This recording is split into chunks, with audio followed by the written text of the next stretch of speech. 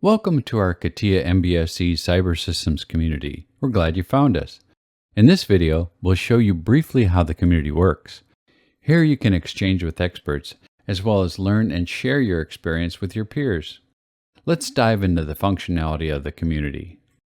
On the left, you see all other open communities. Please be sure to select the one, for example, CATIA MBSE Cyber Systems, which content you want to view and post.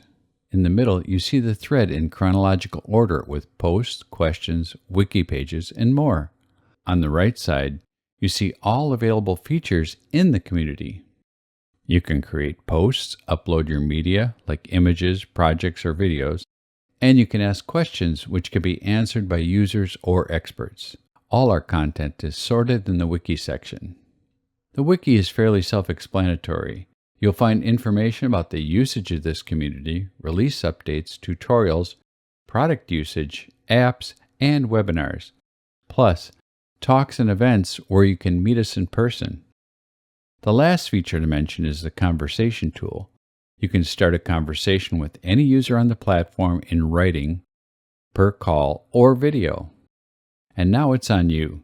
Explore the content in the wiki, share your project, or ask questions. We are looking forward to see you in the community.